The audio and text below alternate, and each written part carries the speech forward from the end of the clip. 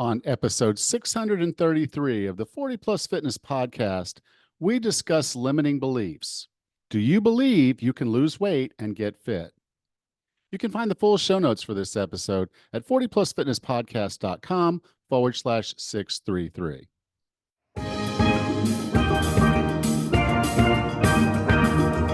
Have you decided you're ready to make a change? To reclaim your health and fitness? The 40 Plus Fitness podcast is here for you. Each week, we dive deep into health and fitness topics that affect those of us over 40. I'm Coach Allen. I'm an NASM certified personal trainer with specializations in corrective exercise, behavior change, performance enhancement, and fitness nutrition. A Precision Nutrition Level 1 coach, a FAI certified functional age-linked specialist, and an OTA Level 2 online trainer. Each week, I'm joined by our co-host, Coach Rachel. She is an NASM certified personal trainer and a RRCA Level 1 run coach. Let us be your coaches as you find your way on your health and fitness journey. All right, let's go.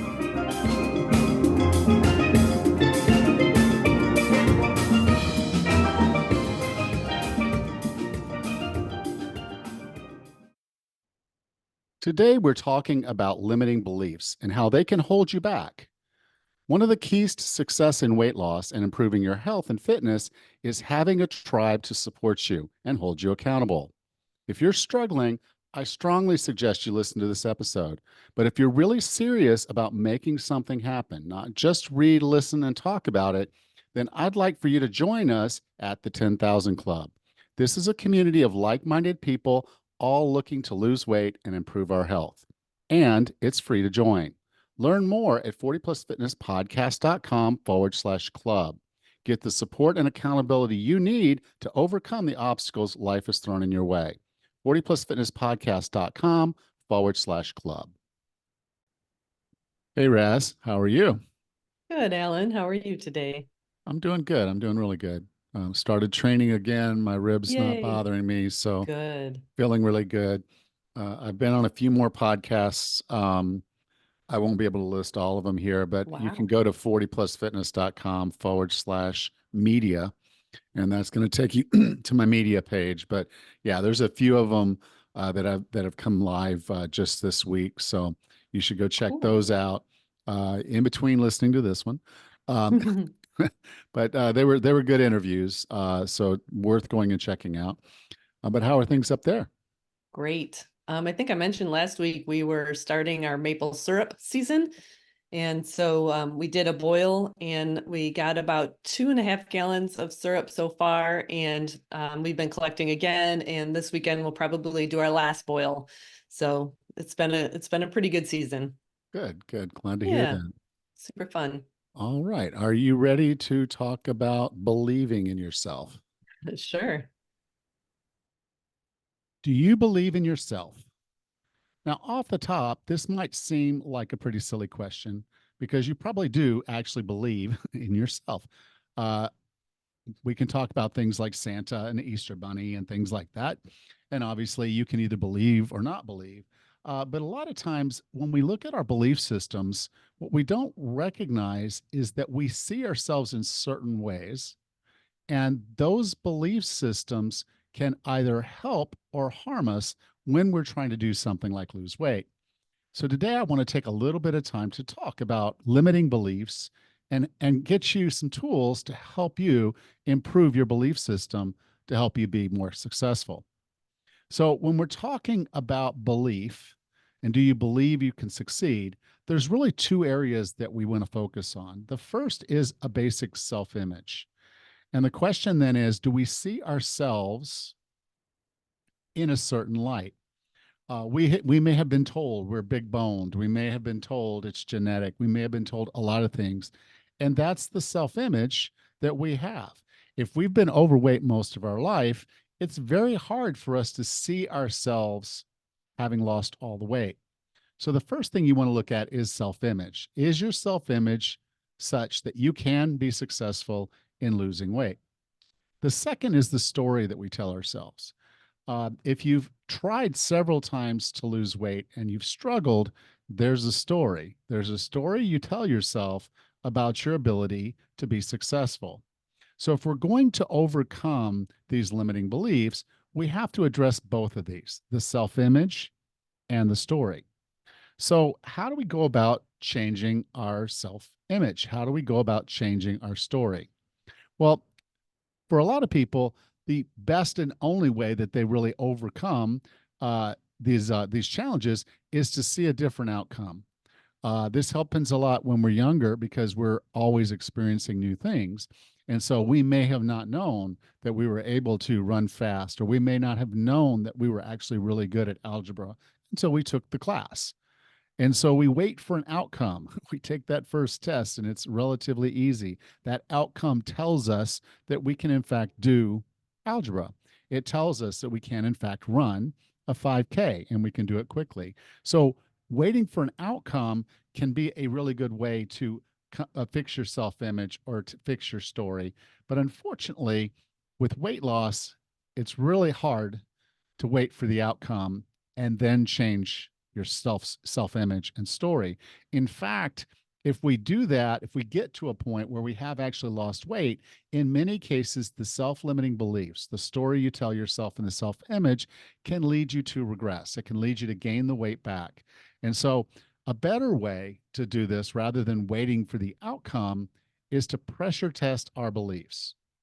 Now, you may think because you're 60 something years old and you've always struggled to lose weight, you might not think you're capable of losing this weight.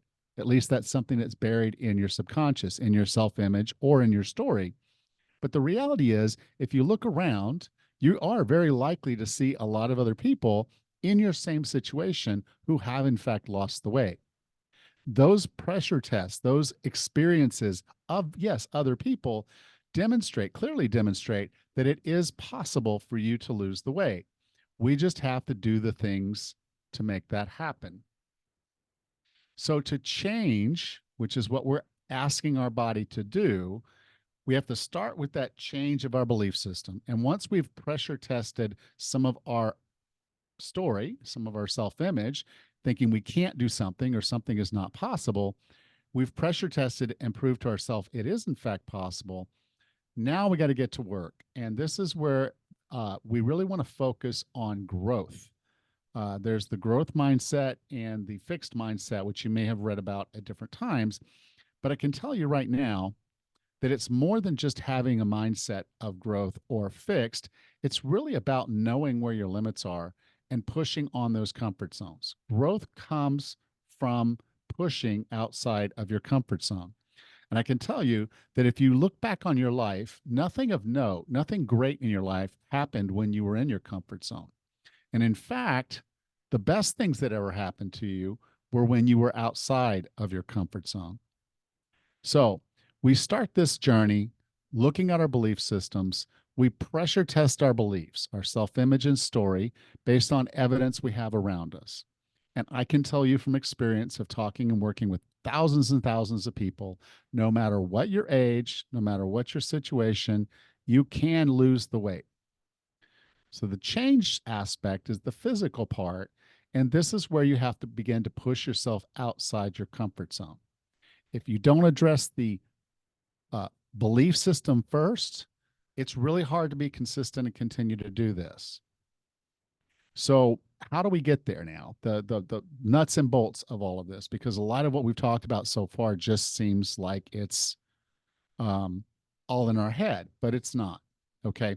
So yes, the first step, or what I like to call the cost of change, is for you to invest time and effort in resetting your belief system.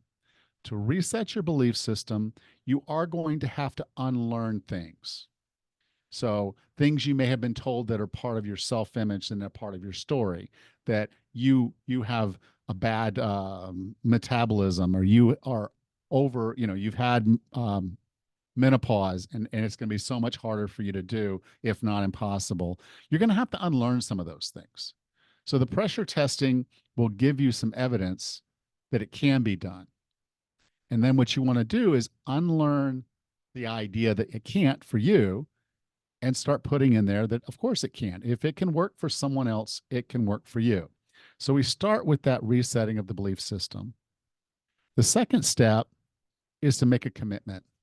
Now, you've probably heard me talk about commitment a lot because I do believe that is the core first major step in making change is when you commit to that change. Now, if you don't believe in yourself, you're not really going to commit. So we do have to fix our belief system and then make the commitment. Because if we're trying to set a vision and we don't believe that vision is possible, we're not going to do it. And so resetting your belief system by unlearning things and relearning them, relearning the right way, will set you up to then make your commitment. Your commitment is where you'll step up and say, this is where I want to go. This is my vision. And this is why I need to go there. I need to lose 40 pounds because my health is failing. And if I don't do it now, I know it's going to be more difficult in the future. I've got so much more in my life that I need to be here for my grandchildren, my wife, the rest of my family. I need to be here for them. And so that's my commitment. Now, the next step in this is obtaining knowledge. Now, I'll go as far as to say that most people, you included, probably already know all you need to know to lose weight. You've tried a lot of different things, you tried a lot of different diets, and some things worked and other things did not. So, a lot of the knowledge that you would need to be successful in change, you've already acquired. So, for most people, there's not a whole lot more knowledge for you to worry about. If you're struggling with this and do think you need more knowledge, this is a perfect time to think about a coach or a group or people that are going through this so that you can surround yourself with people who do know how to do this, just to, again, pressure test your assumptions and make sure that you do know what you need to know. And then the next stage is the work. Okay. And this is where you're going to have to put in time and effort. You cannot keep doing what you were doing and expect a different result. So we're going to have to do some work. And when we do that work, that is going to probably push us just outside our comfort zone. Making time to do batch cooking, going to the grocery store and picking out healthy foods, going to the farmer's market and picking out healthy foods, cleaning out the pantry and getting rid of things that are not going to serve you on this journey, taking the time to go for your daily walks, making sure you're getting your movement in, making sure that you're preparing healthy meals. All those are work. They're going to take time and effort. Now, beyond the time and effort, the other thing that you're going to need is some resources. Resources might be something like a gym membership. They may be, you may even order a food service just to have healthy ingredients shipped to your house. But there's going to be some form of investment. It could also be a coach, it could be a group. But there's usually going to be some level of financial investment into resources to make you more successful. You'll hear a lot of people say that it's more expensive to eat healthy. It can be, but I've also found that it doesn't have to be if you're smart about it. And so investing in the resources, making smart investments as you move forward will help you move your way through this. Now, as you go through and you are successfully losing the weight, you still have to listen to the story that you're telling yourself. You still have to be aware of your self image because even though we've made efforts to change that, oftentimes we will fall back on old beliefs. And if those are the limiting beliefs that kept us where we were, they very well could sabotage us going forward. So having that consistent conversation with yourself, checking in with yourself to know that, okay, I can do this, I am doing this. I am doing this, and making sure that that's a part of the new story. You were something before, but you're going to be something else now. And that's a big step, but it's a very necessary step.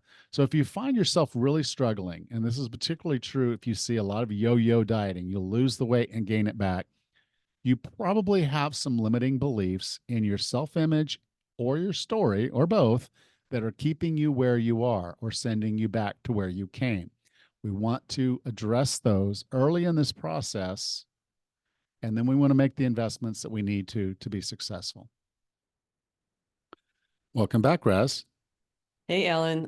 this is my favorite topic, mindset. I mean, attitude is everything when it comes to setting goals and achieving them. But, if you're going to self-sabotage yourself with some strange limiting belief, then you're not going to get anywhere. I mean, this is important things for people to actually consider, like really sit down and think about as they get started. Yeah, I see it in other aspects all the time because Hmm. I coach, health and fitness. Obviously, I also coach other coaches, and I just see it. Do you believe in yourself? Hmm. And when there's this lack of belief, it scattershots everything. Everything just falls apart. Everything. Hmm. And I saw a stat when the doctor tells you that you have a terminal disease, like you've got Hmm. less than, just less than a month to live or something like that, those folks die in a month. It's They crazy. just they're done. Versus if they're told in a different way, Hmm. you have a very serious disease. We're going to help make you comfortable and treat you, but this is an end of life event. Hmm. Those folks can live a little bit longer. And it's really just what's planted, the seed that they planted in their head that tells them, this. The doctor doesn't have a magic clock. He No. can't, he can't, he can't look on his computer and say, oh, this one's got 2 weeks, that one's got three. No, that's not how it works. Hmm. We plant that seed, we plant that belief. And so Right. if you have a belief system, the thing I would tell you to do at first, just look around. Hmm. Everything that you think you can't do, someone is doing. Well, yeah, exactly. you Holy know, cow. you know, Yep. someone is doing it right now. Someone not unlike you, someone dealing Hmm. with a lot of the same things.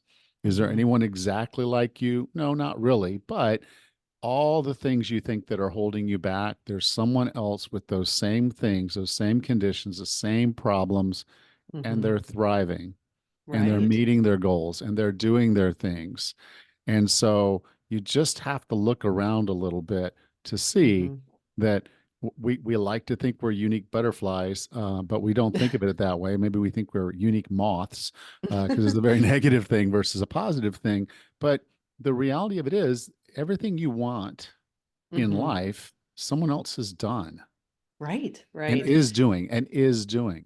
So it's not just that it can be done; it is that they are doing it. Hmm. A woman going through menopause is struggling with weight loss. You can lose weight. Women are Hmm. doing it right now. Um, you know, Yeah. men who want to get stronger and compete at certain things or do certain things. Um, the first time you and I ran 50-mile races in our head was, well, can I do this? I Yes. don't know. But if you'd sat there race morning and said, I cannot do this, you Hmm. would have been right. Right. But Right. Well, you got out there with people doing it. hmm. you know, they were doing it. There are other people showing up and saying, okay, yeah, I'm running 50 miles. You're running 50. Yeah, Hmm. well, of course, we're both running 50 miles. We're not going to run much past the finish line. Uh, You know, but I've got a ton of running analogies, just tons. I could tell you all the things all the time that I see. Like everybody who hears that I run marathons and ultra marathons, they say, "Well, I can't run because it's bad for my knees." Well, who said that? Did a doctor tell you? Did you like? well, Is a there a doctor may reason? have told him that's the problem. The doctor will tell you, okay, when I run my knees hurt. Well, Answer sure. from doctor. Don't run. Well, Okay. exactly. That happens all the time. But my exact point is that you've got to question that thought. Right. Is there's nothing catastrophically wrong unless you have had surgeries or have done something to injure your knees. There is nothing catastrophically wrong. And of course, your knees are going to hurt when you start running. If you start any exercise regimen, you're going to have some level of soreness as your body adapts to whatever it is that you're trying to accomplish. But again, right there, that's a huge self-limiting belief. If you want to run, you certainly can. If Yeah. running's not your thing, there's something else. But like you were saying, I had a long time to wrap my head around that I was allowed to run a 5K. When I accomplished that, I was like, running a 10K sounds ridiculous, but I accomplished that. Same thing for the half, same thing for the full. And when it came time, I was like, okay, now I know I can run an ultra marathon. I know this. But even circling back to the shorter distances, every race that you enter, you are going to see these really awesome age brackets. They're usually 5, but sometimes they're 10-year intervals. So anyone between their 40s, their 50s, their 60s, their 70s, there's age brackets. So if you see a 70-year-old age bracket, 80-year-old age bracket in your local race, or even, some of these bigger races like the world majors, what does that tell you? There's a ton of 70 and 80-year-olds running these races. So like you've got to, I see it everywhere, but Yeah. you just kind of open your eyes a little bit That to notice these things. that's the core of it. You have to unlearn some things Yes. and then learn what's actually happening. You know, a lot of people will say, Mhm. I can't squat. And I'll be like, you probably already have today. Right. Sure. If you sat down on the toilet, you sat down in a chair and you stood back up, that's a squat. Hmm. So, if you're telling yourself you've got bad knees and you can't squat, well, Hmm. you've done it. You've done it Hmm. multiple times today, probably. And so to tell yourself that you can't do something, well, you're right. It's going to hurt when you do it because you're telling your knee to hurt when you Hmm. do it. It's the placebo effect uh, that you're putting on yourself. And so we do have to unlearn these things. Hmm. And yes, there's the possibility that your movement pattern when you run or your movement pattern when you squat is not optimal for your knee function, and Hmm. therefore you are putting extra stress on tendons and ligaments in that knee. So we just Hmm. want to learn how to squat better. Well, you mentioned getting the knowledge and hiring a coach or whatever it takes, getting some information and guidance so that you are doing that properly. And that is huge Yeah, that is where for. the resources come in. And Hmm. resources also can come in play when you're trying to unlearn and relearn. Hmm. Because again, someone will tell me, I can't lose weight. I'm, a Mm. 61-year-old woman. I Hmm. can't lose weight. And I'm like, well, do you want to? I mean, do you really want Hmm. to? Like, Hmm. is your why compelling enough? Because I'll Hmm. say a lot of the times when there's that struggle, there really isn't the commitment.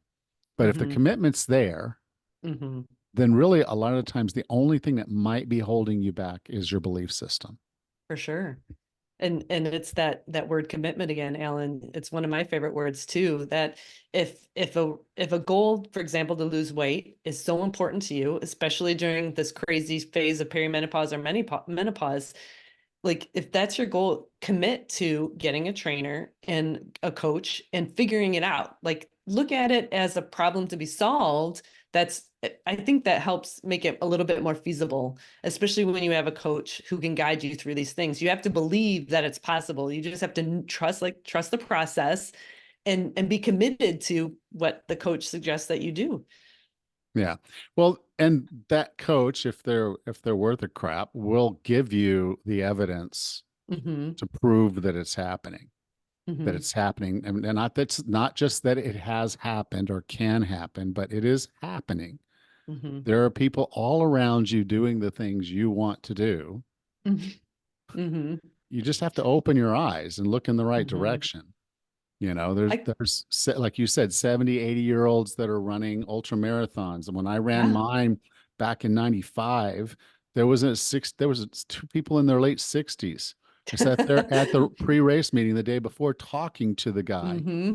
and he's 68 years old and Mm-hmm. I'm 29 years old. And I'm like, look at all these old people running these races. This is crazy. He Yeah, said, well, most of us didn't start running till we were in our 40s. I'm like, oh, exactly. okay. And he came in right behind me, not right behind me, probably, I guess, 30 minutes behind me. But Mm-hmm. I stayed to cheer him on finishing because it was Mm-hmm. getting close to cut off. And I was like, I hope this Mm-hmm. guy makes it because this is just so inspiring for me to know no matter how old I am, the body Mm-hmm. is capable of amazing things. I just have to For believe sure. I can do it and then Mm-hmm. do the work by committing and then getting the resources and doing the work. Yeah, absolutely. That's really great. And I think, people want to share some of their self-limiting beliefs. I really think that it's worth talking to a coach about because I think a coach could help you dispel some of the myths that are out there. And the other good thing about having a coach, Alan, is that you and I look at the individual So we know what they're going through. We know their lifestyle. We know their abilities. You do assessments on their physical, capabilities. So the programs are tailored for that person. They're not cookie cutter. And so that helps with the success level as long as Yeah. they're committed. Yeah, and that's what I'm saying. You can go on the internet and find a workout. You can go on the internet Hmm. and find a diet, and then you Hmm. can try it. But the Hmm. question you're going to have to ask yourself is, do I believe that this is going to work for me? Hmm. And maybe you do, and then it does, and that's great. Hmm.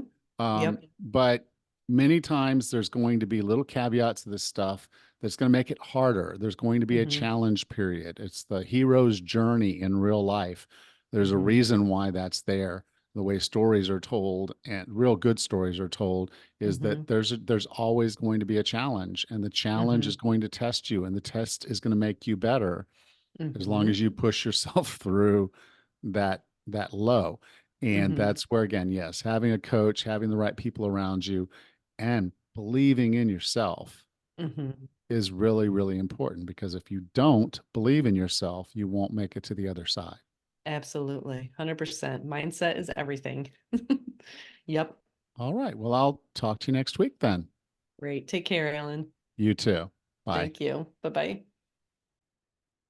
Next time on the 40 Plus Fitness podcast, we bring back Brian Gren and discuss his book, The Stepladder Plan: 6 Steps to Lifelong Health and Vitality. Until then, have a happy and healthy week.